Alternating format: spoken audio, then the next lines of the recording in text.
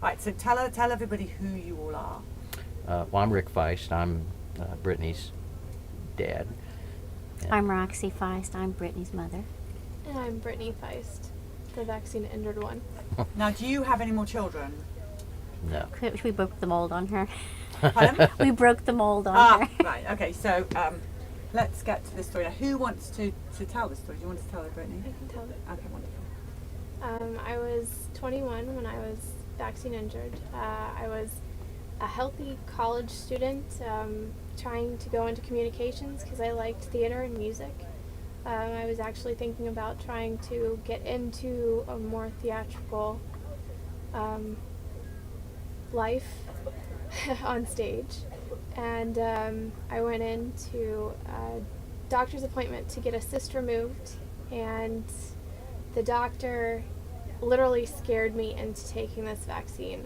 I had said no twice before because it was too new, and they said this vaccine Gardasil will protect you from cancer, cervical cancer. Well, cancer is a scary word, so of course I started to listen, but it wasn't until I had a lab accident at school in one of the science classes, and she said that I could get this disease from brushing up against somebody who was sweating or from a lab accident at school. So that scared me into it. Can we just go, that's the most ridiculous thing I've ever heard in my entire life. So you had a lab accident. What did it happen to you? I was in chemistry lab and something exploded and I inhaled a lot of the gas that they have for the Bunsen burners. Right. And it ended up burning my nasal passages and down my throat into my esophagus at the time. So with that happening, I was a little leery of the situation. So that was how that... Especially with broken glass possibly happening and blood intermingling with hers. Right. So that's what the doctor was implying, that her blood could mingle with someone who was affected. With HPV? Yes. And that's what Wow, she was told. That's a big story to tell, just for a bonus. Oh, yes. Right, so, so what happened? I know within the first 24 to 48 hours I had passed out and I didn't know why. I thought I had... This is after the first Gardasil vaccine? Yes. I had 2 out of the series, but after the first one, I didn't realize what was going on. I thought I had dehydrated, and I woke up on the floor in front of the TV with the DVD drawer open. Were you at home at that time? No one was home. I wasn't home. I was at work, and so was my husband. We were both at work. So you just were aware of yourself waking up? Yeah, and I thought I had dehydrated or something, so I went and I drank some water.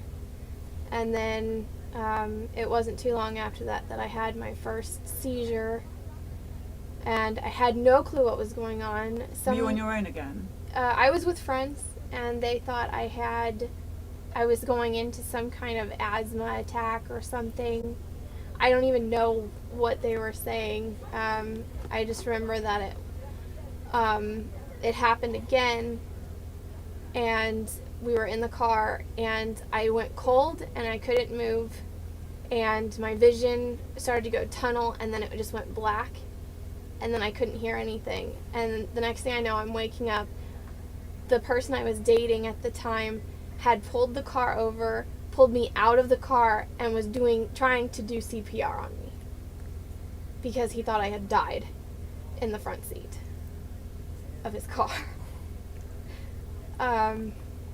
From there, situations just got worse. There was swelling at the base of my neck. My face looked like it was one of those goo things on a computer where you can misshape the face. And it happened right in front of Mom's eyes one night. I was laying there just crying because there was so much pain and I couldn't understand why my head hurt. Where was your pain? It was in my head, and it was going down my spine. And I just remember like screaming because it hurt so much, and it was because the aluminum in the vaccine had breached into my brain, and I had heavy metal poisoning, and I didn't understand what was going on. Right.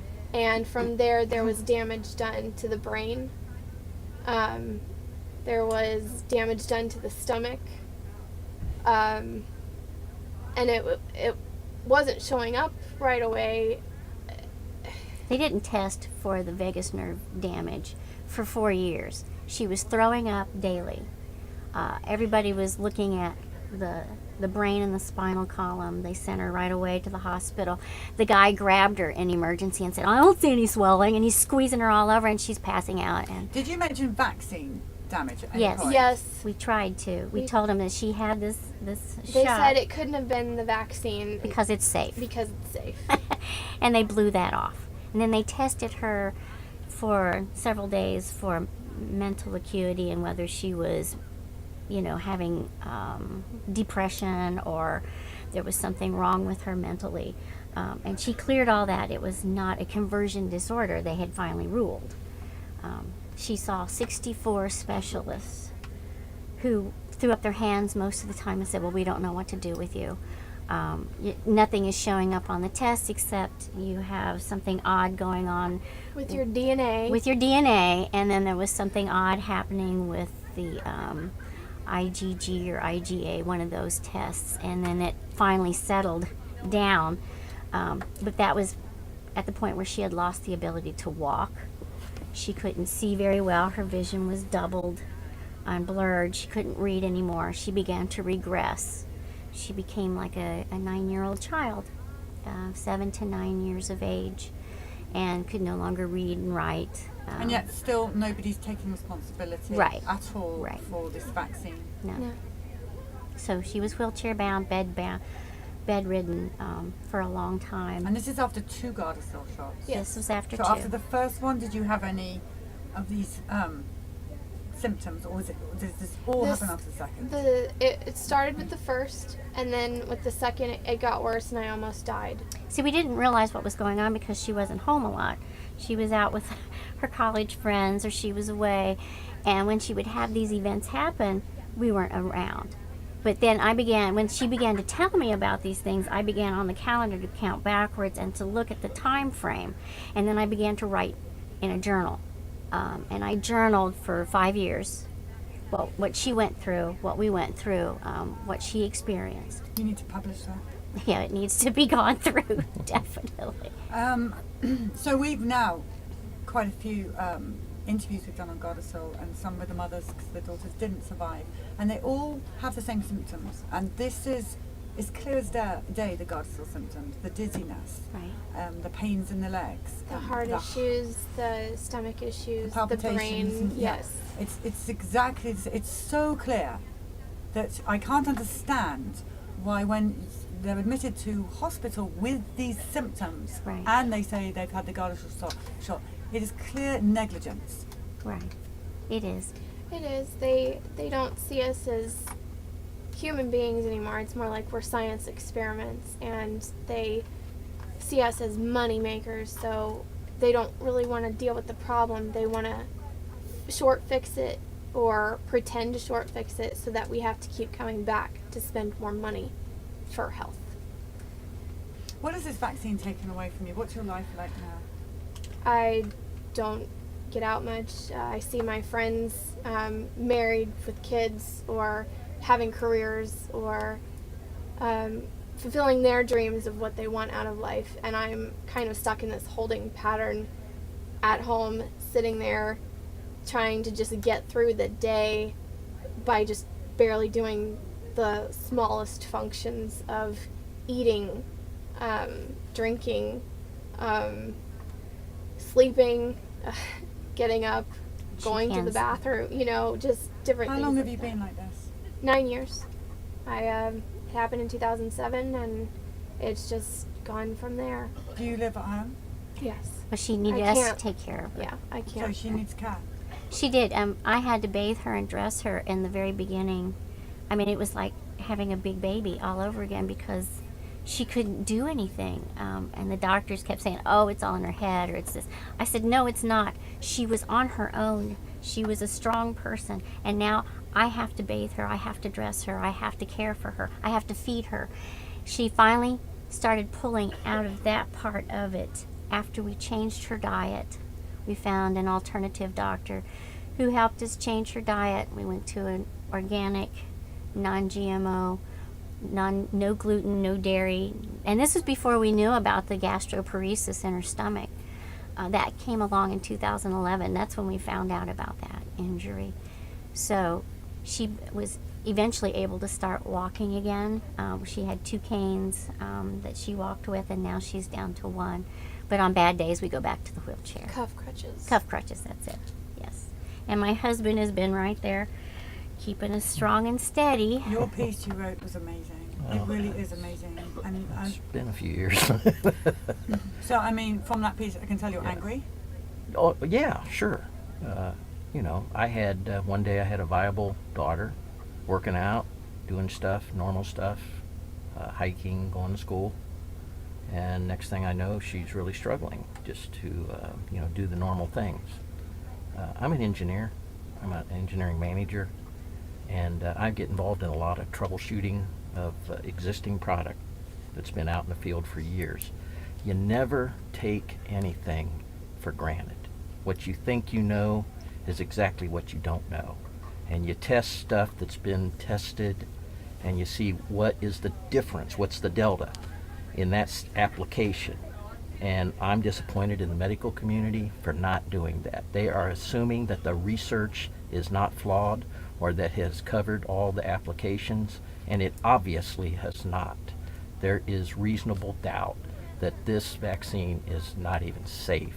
It's not viable for what they said it originally would cover. It is not worth the risk to take this vaccine. And yes, I'm angry because it has affected my family. If it was somebody else that affected their family, they'd be angry too. So We share your anger. Absolutely, I'm angry. Yes. Please know that. We're angry with you. Oh, very. Did you go back and see the doctor that gave your daughter this vaccine? We had discussions, and it was clear that the vaccine absolutely could not be the cause. Yeah. And like I say, as a professional, okay, I'm not a doctor, but as a professional, that's not the way you troubleshoot problems and have success. I've had a lot of success in troubleshooting problems that were difficult to find in my profession. And it starts, and many times, in fact, many times it's been that which you assumed was already proven. What do you say to other fathers who are about to, because I know these people, Mhm. who just simply believe that their paediatricians are literally, and it tends to be ones who have lost loved ones to cancer, Mhm. so maybe not thinking straight, and totally believe the doctor when the doctor Mhm. says this is totally safe. Do the research.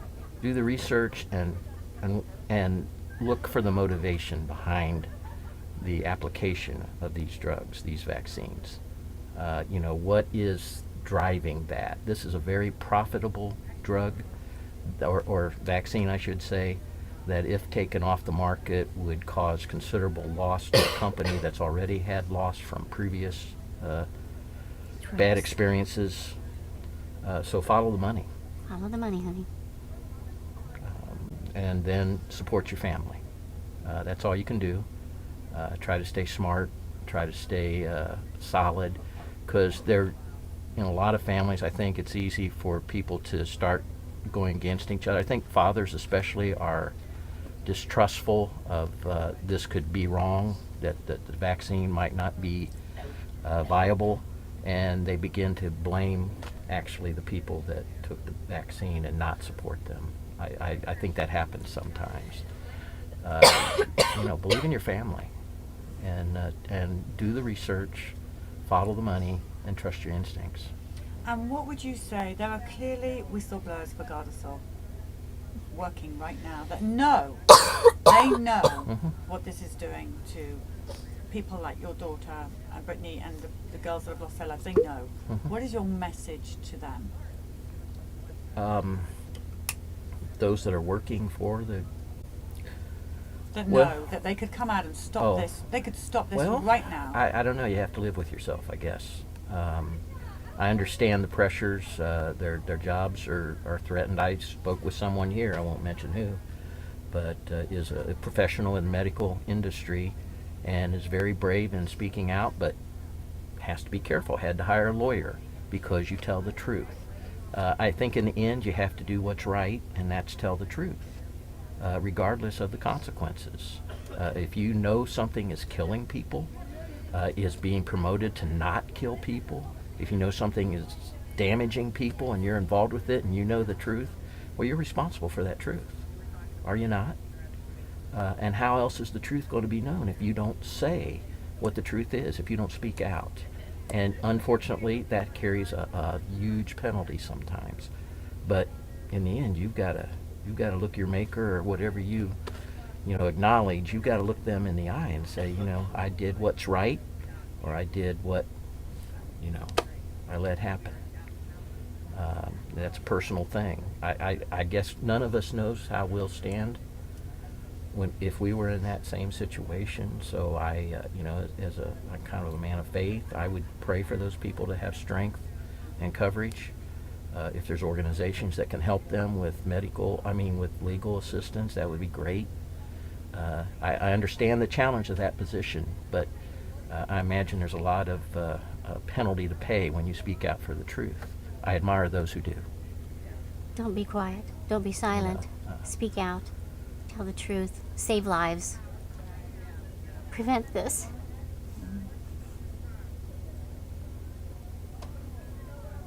That's what this is. It's a big lie. I'm sorry, guys.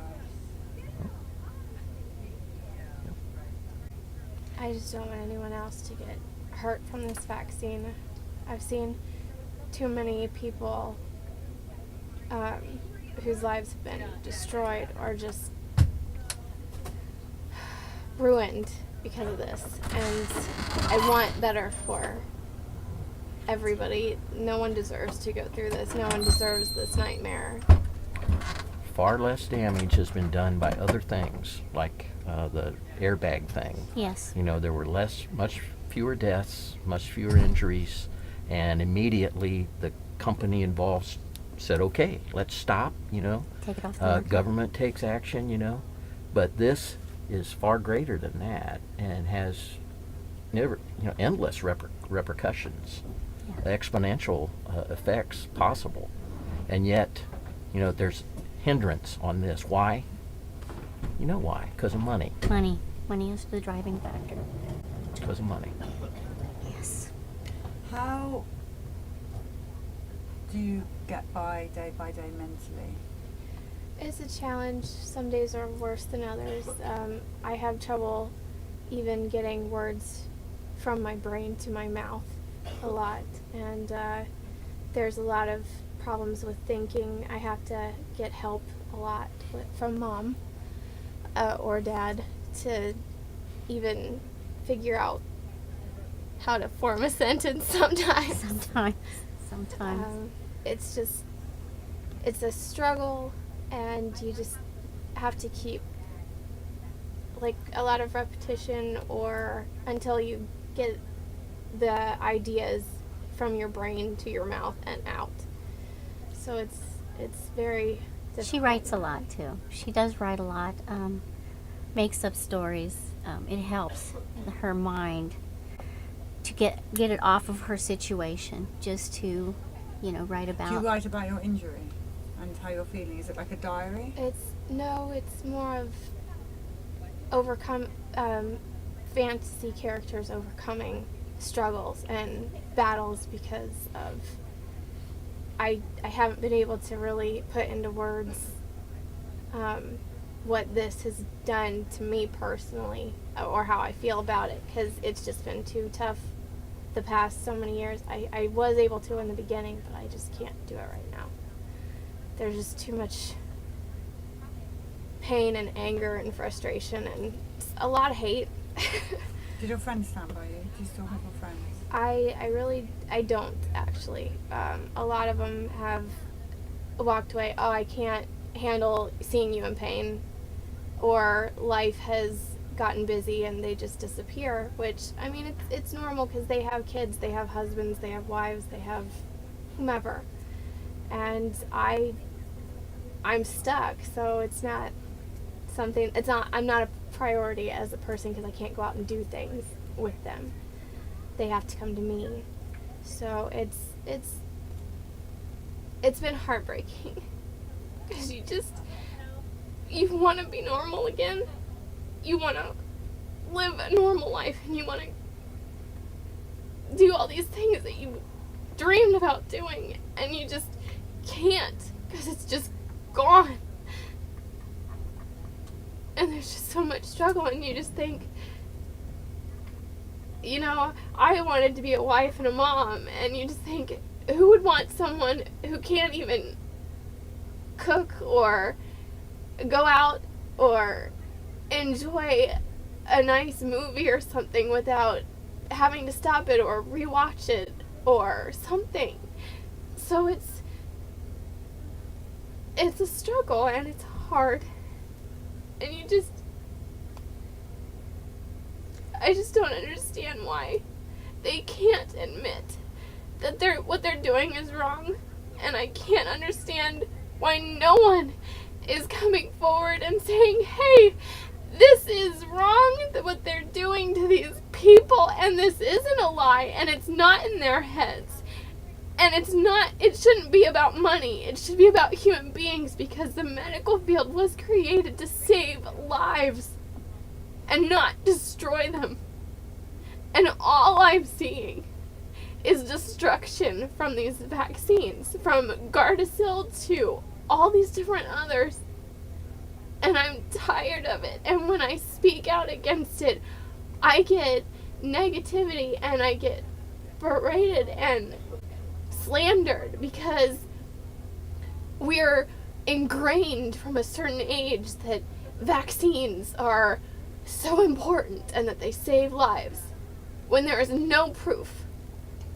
They don't test them the way they should, and with all the amounts that they're giving kids in the United States, I don't know about other countries, but the amount has risen to, like, I don't even know, what is it, 30, 40 now?